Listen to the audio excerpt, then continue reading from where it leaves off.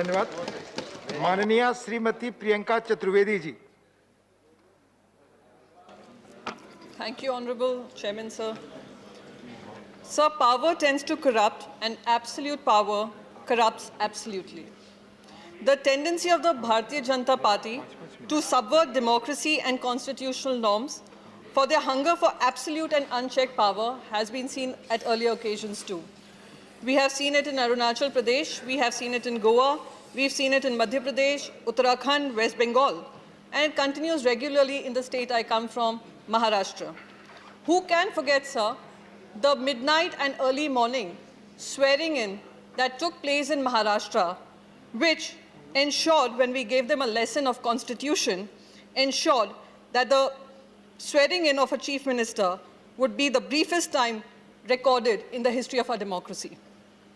The failed student in the subject of constitution continues to run from Governor House to North and South Block and also to the press club. And that still continues. At a time when reports have been calling India partly free country and also electoral autocracy, I may disagree with the points. I may disagree with the reports.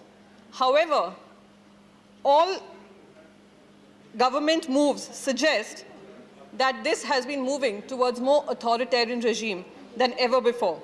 Whether we look at the sliding press freedom index, whether we look at the liberal use of sedition charges against students, we look at sedition charges being used for journalists, they're being arrested, BJP is tilting our nation towards authoritarianism. I'd like to remind this House that when the Government of India Act in 1935 was created, our freedom fighters had also fought against the overriding powers given to the Governor General. Unfortunately, this bill takes us back to the British era and disempowers an elected government which has been voted in by the people of Delhi. This move by the Government of India not just negates cooperative federalism. Cooperative federalism is a much often used word by our Honorable Prime Minister of India, but every single day it is trampled in every possible manner by undermining constitutional norms, by undermining democracy, and undermining even what the Supreme Court of India in a 5-bench court judgment had said with regards to this particular issue in 2018. The Supreme Court had also noted that if we continue to pass this, if this bill is passed in the current form, it would sow the seeds of absolutism. This Delhi bill stipulates that the government of Delhi will mean the LG.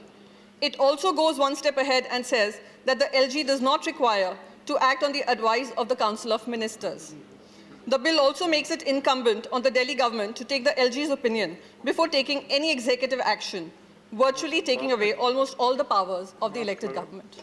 And let's not forget, sir, the LG is now a political appointee of the union government, and the same is seen across the country with various governors in various states. We have seen them speak out of turn in Maharashtra. We have seen the governor speak out of turn in West Bengal. And this will continue. And what we begin in Delhi will perhaps reach out to various states. So this kind of unchecked power has to be controlled and has to be challenged. So all I'd like to say, sir, before I end, that crux of any governance is in the process of implementation of the legislation. And without the power to implement laws, any government will be reduced to a paper tiger. It is for this reason that the law has clearly established that where there is legislative power, there has to be executive power. And ultimately, sir, all I'd like to say is if this bill is passed, the sufferers will ultimately be the residents of the city-state of Delhi. Hence, I urge that this bill is sent to Select Committee for a wide-ranging consultation with various stakeholders. Thank you so much. Thank you.